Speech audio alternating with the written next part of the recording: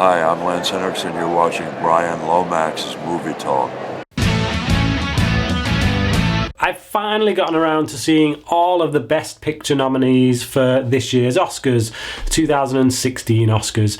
There are 8 Best Picture nominees, and I thought, while I've actually gotten to see them all before the Academy Awards, which is a first for me, I think, I'm gonna rank them. I'm gonna put them in order of preference, and please feel free to disagree with my order or agree with it if you want. Let me know what you think. But yeah, here goes. At number 8, I'm putting The Martian. Now, I do like this film, I really do. But for me, this is, with maybe the exception of what's coming in at number 7, although obviously that has come in at number 7, so I must like it more than this. But I do think this and my number 7 position are perhaps 2 of the most overhyped movies of the year. And I think if this film hadn't been as hyped up as much as it has, I don't know, maybe I'd like it more. But I just think, in respect of the rest of the films that have been nominated for Best Picture, I just don't think it's as good, not even close. Now, it certainly didn't make my top 10 of the year, and I do like it. I love Ridley Scott, and this is Ridley Scott on form. This is Ridley Scott back to good filmmaking. But I just think that people are so overjoyed with this fact that Ridley Scott has finally made a good film again, that they're maybe bigging it up just a little bit too much, a little bit more than they should. For me, it's Apollo 13, but not as good, not as fresh, not as original. Like I say, that's just me. I am in the minority, I understand, on this subject. In my number 7 spot is Mad Max Fury Road. Now, again, this is a film that a lot of people loved, and I do too. I really like it. I think it's a great action film, one of the best that you can find out there. But just, again, in light of the other nominees, and in light of other films that came out in the year that I would have chosen over it, I just don't think it deserves to be there. I think it's fantastically made, and I think certainly George Miller should be up for a Best Director nod, because given that he's in his 70s and he's still doing something that, quite frankly, looks like a younger filmmaker has done, something with a lot of vitality, a lot of energy, a lot of action, obviously heavy on the action front, that is quite an impressive feat. Something I've not seen since Clint Eastwood made Flags of Our Fathers and Letters from Iwo Jima. But so yeah, really good film, don't get me wrong, solid action film, but for me, just not quite Best Picture material. My number 6 spot, and I was quite surprised by this. This was the last film that I got to see from the list of the 8 nominees, and it almost made number 5. I keep flip-flopping, to be honest, between number 6 and number 5, but at the time of doing this video, it's just kind of gone down to number 6, and that is Spotlight. Really loved this film. It's been compared a lot to All the President's Men, and I can see those comparisons. This even looks like it was shot in the 70s. It looks like it was set in the 70s at times, despite the fact that it was set in 2001. I've been a big fan of Thomas McCarthy for a long time as a filmmaker. He came under some flack last year before, for making The Cobbler, which I've still yet to see. But word is that it's really bad and quite laughable, a lot of people have said. But this guy knows how to make movies. He made The Station Agent, which is a fantastic character-driven piece. He made The Visitor, which got a nominee for Best Actor for the guy, I can't remember his name at the moment, but the guy who was the main actor in that, he got a nominee for Best Actor, and then after that he did Win-Win, which I think is a really underrated, again, character-driven piece.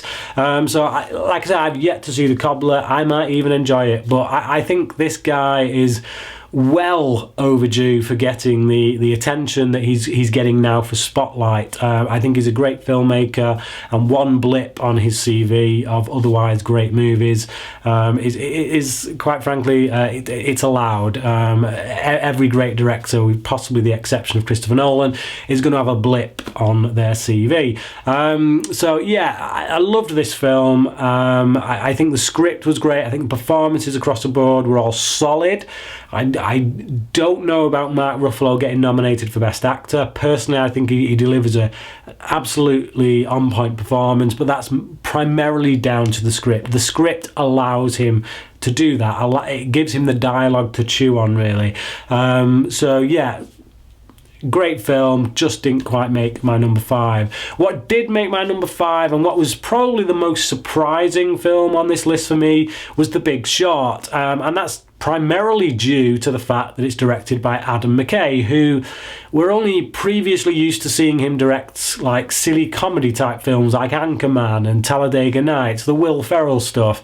So for him to do a complete about turn and jump into a completely different genre, do like really solid drama, is really unexpected, but he does a great job of it. But he still manages to find places to inject the humour, and that's one of the strengths of this film, because it's actually such a heavy dialogue piece.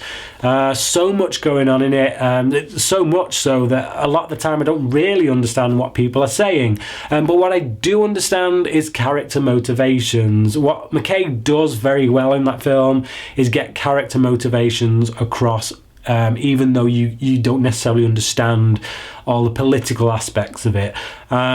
So from that front, it's a really strong character-driven piece, some really great performances. I personally would have nominated Steve Carell, say, over Mark Ruffalo from Spotlight. I think he does an excellent job balancing both the humour and the drama. Some very touching scenes with him in that film, and then some scenes where he just flat out makes you laugh. I think that's a brilliant performance, and it's been overlooked, quite frankly, when I look at some of the other nominees that have made the list this year. At number 4 is Steven Spielberg at the top of his game with Bridge of Spies. Now, I think this is a film that is probably a little underrated. I think a lot of people have given it good reviews, but it's almost like people are thinking, oh, well, you know, it's Spielberg. We expect him to put out a good film. And I think because of that, they're actually not giving this film its due attention. This is a really good film. I think Tom Hanks gives a really solid performance. I think all the actors in this give solid performances, to be honest. But it's just a really nice character-driven story. And by the time you get to the end and you've been on the journey with this character that Hanks is playing, you do feel the weight of the load he's been carrying. And when he kind of gets a moment of respite, shall we say, at the end. I don't want to like say what the end of the film is, but like his moment of respite, it makes you breathe a sigh of relief. It did me anyway, and I got really engrossed in this character. And I think just because of the fact that Spielberg is so good at what he does, I think people take it for granted. And I do think Bridge of Spies is a very good contender that does deserve to be in the list of nominees. It was in my top 10 of the year, and I'm happy to see it here. So yeah, that's my number 4 choice. And number 3, this was another surprise for me, simply because it came out of nowhere. I hadn't really heard much about it, and then all of a sudden, boom, it's there. It's a great film. Why aren't people talking about this more? But the people I knew who had seen it were saying it was great, and they were right to do so. And that's Brooklyn, starring Saoirse Ronan, and she gives a fantastic performance in this film. She carries nearly every scene throughout the film. She's been nominated for an Academy Award for it, and I think deservedly so. She deserves to be there from the list of nominees that are there. I unfortunately don't think she's going to win, but you know, that being said, she still deserves to be there. So my number 2 choice out of the list of 8 nominees is The Revenant, and anyone who's been paying attention to the nominees will obviously now know what my number 1 choice is by me giving away what my number 2 choice is. But The Revenant, yeah, a great film. Alejandro González Iñárritu, again at the top of his game, just crushing it like he did last year with Birdman. I personally don't think this is quite as good as Birdman. Well, it's certainly not as fun anyway. It certainly is well made. The craftsmanship of filmmaking that is on show here is certainly as well made, if not better, in fact. But I just think Birdman is a lot more fun to watch. There's not a right lot of dialogue in this film throughout a lot of it, because it is Leonardo DiCaprio caught out in the wilderness. And I think if there's anything that's going to go against DiCaprio come the Oscars, because he has been nominated for Best Actor, then I think it will be that, which is that he doesn't have a right lot of great dialogue to sink his teeth into. If you look at a lot of the other nominees for Best Actor, again, my case in point, Mark Ruffalo, he's got the dialogue there. He's got something to sink his teeth into. And for me, that's a problem when a lot of people are looking at best actors and best actresses. I think they go off dialogue, and sometimes that's a mistake, because I think what DiCaprio delivers here is a fantastic performance. It's absolutely unequivocally amazing, because it's all physical. The demands that he is placing on himself as an actor are ridiculous, quite frankly, and he deserves the Oscar just for that. Now, I happen to think this is going to be his year. I do think he's going to get the Oscar for Best Actor for this, but, you know, there have been upsets in the past, and we may just get one this year. But I think just for the physical performance alone, he deserves it. And just some of the things he does in this film, and okay, you can argue that, well, is he really acting then? If he's doing these things, if he's forced himself out into the wilderness, he's really reacting naturally. These things aren't really so much a performance as just him surviving out there and people capturing it on film.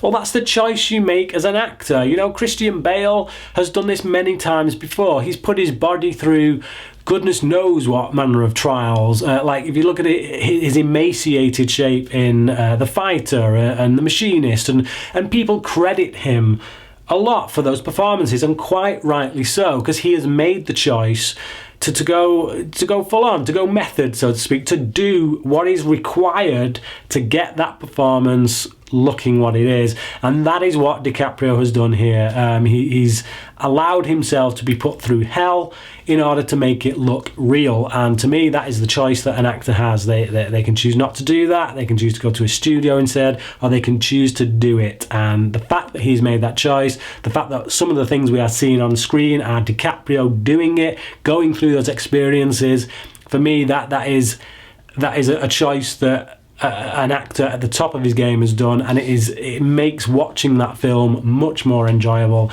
much more believable, and I personally would hand him that Oscar right now. And so my number one choice, for anyone who was paying attention, they will probably already know, as I said, is Room. I think this film is astonishing, absolutely astonishing. It's very intimate, it's very low-key on many levels, not a right lot of locations, and it's a brilliant character study, just to the realism, really. The script for this was adapted from a book, and I can't remember the name of the author, but she adapted her own book.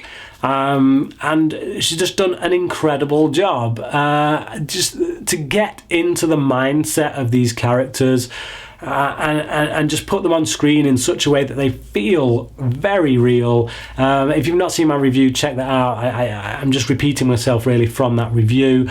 I just thought it was incredible. I felt like these people were genuine, real-life people. I think Lenny Abrahamson has done an amazing job directing. He's been nominated for a Best Directing Oscar as well for this. And quite frankly, if he got it, I wouldn't be surprised, and I'd be actually quite happy as well. All respect to the other nominees, but just to take a story as delicate as this, it's because this has happened. I remember a few years ago hearing stories about a woman who had been held in captivity by someone like this, and so to go into this subject is quite a risky area to go down, but everyone on board just does a fantastic job of nailing it, of making it a real emotional roller coaster ride. I think that the child actor in this is just astounding. This is one of the best child performances I've ever seen, quite frankly. But Brie Larson as well. For me, she's got to get the Oscar for this. She just has to. I'm worried it's going to go to Cate Blanchett.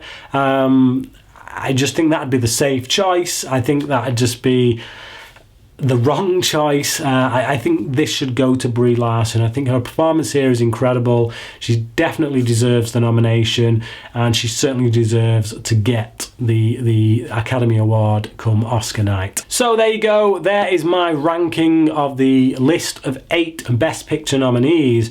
But have I got it right or have I got it wrong? What do you think? What are your choices? How would you rank them? Please comment below, let me know, and until next time, thanks for watching.